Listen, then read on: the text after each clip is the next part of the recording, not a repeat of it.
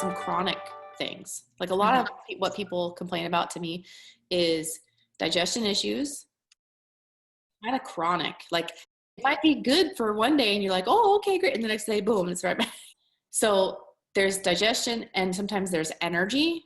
That's where it shows up also. People are like, oh, I'm so tired, but I can't really sleep. I don't want to take it. Like, it's just kind of this overwhelming heaviness that kind of manifests itself as low energy or not enough energy. So that's a common one.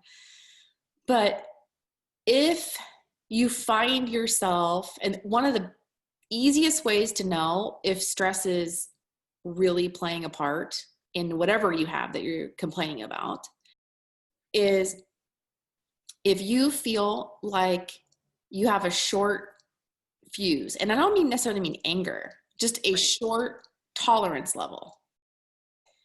The littlest thing will make you just go, ooh, right? That's usually your red flag. And what that basically means is that your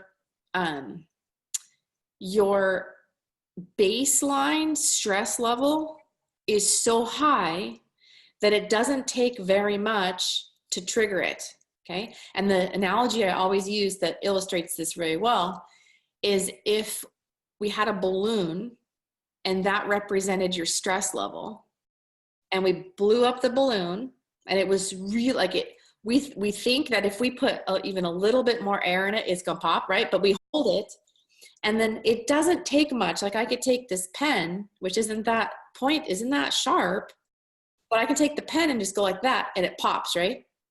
I don't need a needle to pop it. But if we were to let half of the air out of the balloon, filled up the balloon and it was only half full, I could take this pen and I could push on it and it would actually go into the balloon. I would see it like go inside the balloon and back out again, but the balloon wouldn't pop, right? That's a really good illustration of baseline stress. If your baseline stress and your stress response is heightened all the time, it's like that full balloon, and it doesn't take much to just make you, wah, right? Well, this is actually a really good point. When you say my balloon went to half, I'm sure it did for moments in there. Balloon thing is like moment to moment too. So there's two aspects to it.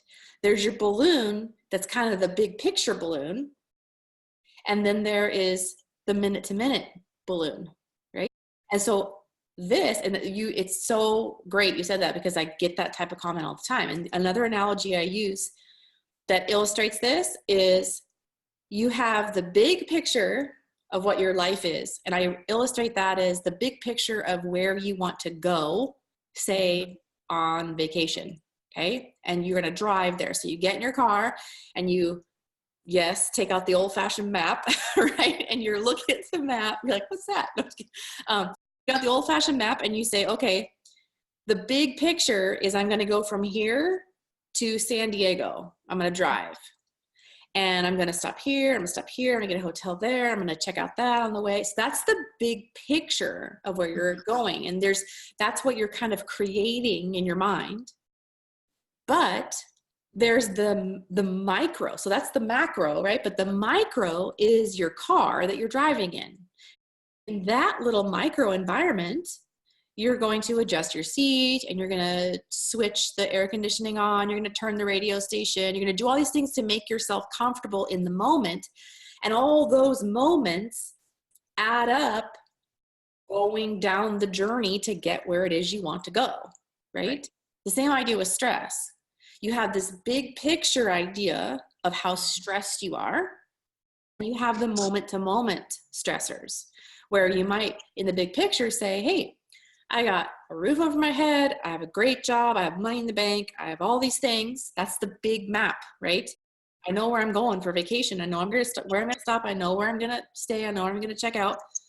But then the micro, moment to moment, is you get on the freeway and there's traffic and you're like, oh, right? Or you get a text from someone, you're like, geez, even you forget. Or somebody says something, you're like, oh my God, I did it. Like, so it's the little micro moments that add up the whole journey. Does that make sense? So sometimes having a few tools that you can use to calm yourself down, because likely there's a connection between when you feel stressed out, when you're having not the best stress response to something, and how you're feeling physically, or what shows up for you physically. So it might be digestion issues. It might be a slump in energy. It might be you notice your skin change. It might be there's a whole list of things. It shows up differently with everybody. If you're stressed out and your digestion isn't good, you're not getting the nutrients from the good food that you're eating. That can fuel, no pun intended, fuel nutrient deficiencies, right? So it's kind of like, okay, which came first? The nutrient deficiency or the stress? Well, my vote, based on everybody I work with and everything I've seen, is that stress came first. There's something that causes the nutrient deficiency, and it all starts in the gut. So everything that gets into our body is through that one tube that goes from the mouth to the Yes, there are things you can do and supplements you can take that support your digestion, which is a good piece, but really it's only 20% of the picture. 80 to 90% of the picture is a layer deeper than that, which is what causes the disruption in the first place. And the reason why stress does that is because when you are stressed out, the body does one thing that's key. It shuts down your ability to be in what we call parasympathetic state, or rest, digest, repair, recover. And it's hard to kind of visualize that. So the analogy I use for this is if you live in a tornado zone and it's not tornado season, you're out in your yard, you're putting, in flowers, you're maybe barbecuing, you're doing all these wonderful things. You're living and you're cleaning the house, everything. So you're repairing and living in vitality, right? But if the alarm goes off for a tornado warning, what are you doing? You're not going, oh, and doing all that stuff still. You're like, oh, tornado warning, uh-oh. You're going out and you're battening down the hatches, as they say, and you're making sure stuff is in the cellar because you're all going to go down there at some point, and you're for that. You're not living, and you're not out there enjoying and repairing and everything else. You're hunkering down to survive. That's what your body does with stress. Okay. So the translation is, if you're in a stressed out state, and stress is fine, you need to let go of it, is the thing. So when you have a stressor and you feed the stressor, meaning something, you perceive something as a stress and you tell yourself a story about the stress and it causes the feeling in your body, and then you continually think about it. Or 3 days later, you're thinking about the same thing. Or maybe you think you forgot about it, but 3 days later, somebody says one thing and it's boom, right back again, as if it happened just a second ago. That's how you know your body has been in that hunker down survival mode too long. And when you're in that mode, you cannot digest, you cannot repair cells, you cannot grow hair, because your body's like, what the hell do we need hair for? We're stressing. We don't know if we're going to survive. It's going to prioritize. Prioritizes only the absolute necessities, which is, if we're stressed, the number one thing, that's how your body thinks, the number one thing we need is to survive. So what do we need to survive?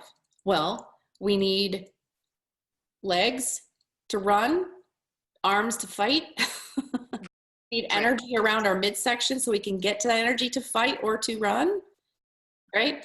And we don't care about anything else. We don't care about digesting food because we're just going to use what we got, right, to survive. We're not going to care about growing nails or growing hair. We're not going to care about beautiful skin. We're not going to care about getting rid of cancer cells. We're not going to care about any of that stuff. If we don't survive the next 24 hours, 48 hours, 72 hours, whatever it is, it doesn't matter. Okay? That's why stress is so important. It's the number one thing. But people don't want to hear that, which is why I'm not a stress consultant. It comes down to the individual moments where you feel stress, the individual moments. Because even if up to this point, you're 100% on board and you're like, I agree. I totally agree. Oh, you're so right. I know. And like, we want to go stand on the rooftops and shout it. It still comes down to, what the hell do I do now? Even if I agree with it, okay, now what? Because now we leave this conversation and you go back to the same old, same old. That's my opinion why a lot of counseling doesn't work. Because there's not hardcore tools to use. So I'm going to give you one that I want you to practice.